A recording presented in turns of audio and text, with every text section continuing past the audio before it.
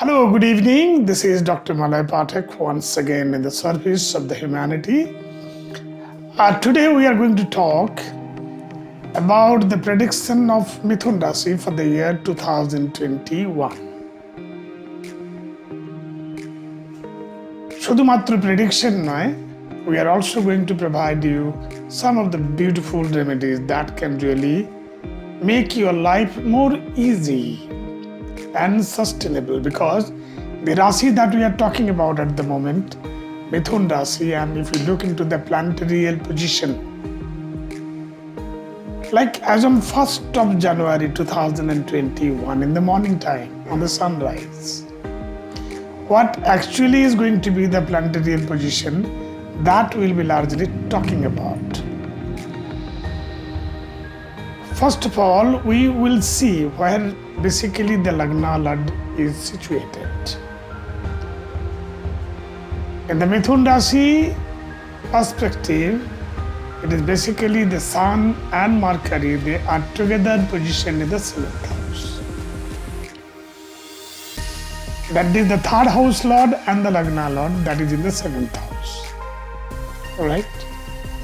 The position of slow moving planets which has come into the Vrishab Rasi only recently, and that is occupying in Mrigashira Nakshatra, and that is none other than Rahu in the 12th house. Rajyo Karak planet for this Rasi is basically Shukra.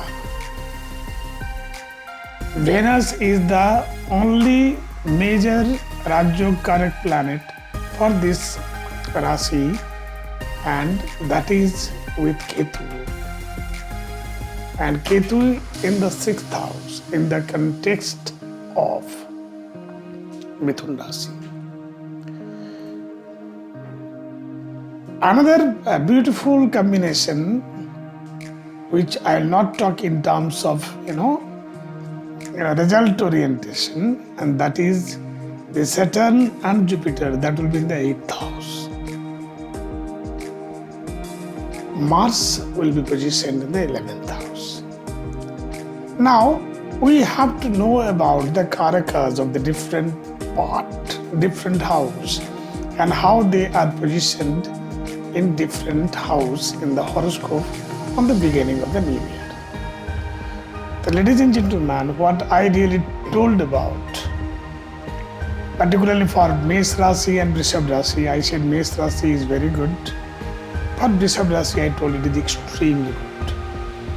But these two words I will not be able to use in this particular case. इसी वर्षफल में मिथुन लग्न को लग्नाधिपति देखते हैं. This is a very good point. उसके बाद अगर हम ढूंढे तो बहुत अच्छे प्लैनेटरी कॉम्बिनेशन नहीं मिलेंगे बिसाइड दैट चंद्रमा is occupying in the 2nd house. तो इस साल में समग्र ग्रुप में आप ये देखेंगे कि आपके 7th house lord and the 10th house lord they are debilitated. Secondly, केंद्राधिपति दोष में बुध नहीं है. जब भी दो केंद्र की मालिक ग्रह कभी भी केंद्र स्थान में जाके बैठते हैं, तब जाके ये केंद्राधिपत्य दोष में आते हैं. बुध यहाँ पर फेयरली एक अच्छे प्लैनेट है. रवि की साथ बुध की ज्योति 7th हाउस में होने की वजह से सूर्य की बहुत सारी मेलिफिक इफेक्ट यहाँ पर नष्ट होता है, क्योंकि बुध 7th भाव में कालपुरुष कुंडली की बहुत बड़े कालक प्लैनेट होते हैं. प्रॉब्लम क्या होगा? व्यापार में कमी आएंगे, अच्छे अपॉर्चुनिटीज होते होते बिगड़ जाएंगे. फैमिली लाइफ को काफ़ी हद तक एक स्ट्रेस एंड स्ट्रेन लाइफ के ऊपर से गुजरना पड़ता है. क्या करें? इस साल को बहुत अच्छी तरीक़ा से सस्टेन करने के लिए एक बहुत अच्छे उपाय हम आपको बता रहे हैं कि किसी भी शमशान भूमि में जाकर वहाँ पर पीपल की पेड़ लगाएं. और सबसे अच्छी बात होगी कि उस पेड़ को बढ़ने के लिए उसको आप मदद करें. हो सके तो महीना में एक बार जाके जल संचय करें.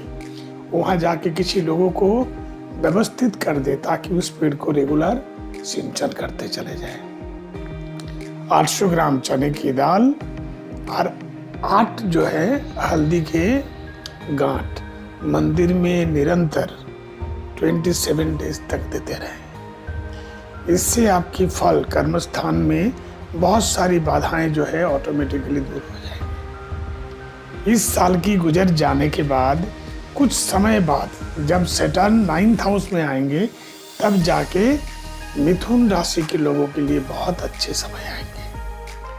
शान के लिए एक बहुत अच्छे उपाय आप लोग करें। 7 संडेज को 60 ग्राम की वजन की कोयला लेके आए और उसको रात को जलाएं। एकदम लाल हो जाएगा तब तक जलाएं और उसके बाद कच्चे दूध के छींटे देके उसको बुझा दें। रात को ही वो किसी पेड़ के नीचे रखे उसकी जो अवशेष है उसको छोड़ के आए।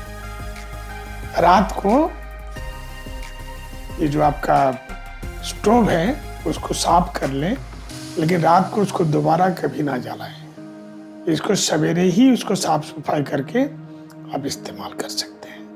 लेकिन ये उपाय आपको 7 इतवार को रात को जरूर करना चाहिए। इसमें आपकी पारिवारिक जीवन में और व्यवसायिक जीवन में जो आपकी मन मुटाव, मनभेद, मतभेद जो होते हैं वो ऑटोमेटिकली कॉम्प्रोमाइज्ड हो जाएंगे।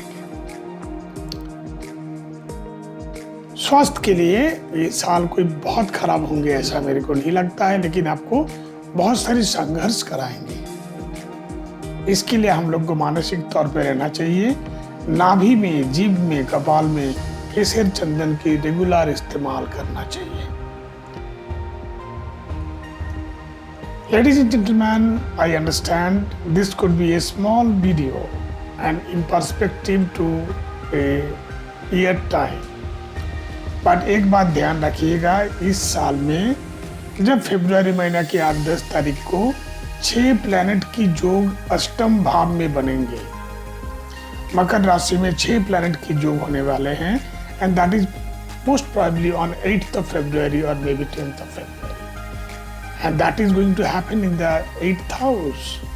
Therefore, everybody should be quite concerned about that. It is not a forecasting for one of the individual, but it is for largely the mankind. We are going to face a tough time.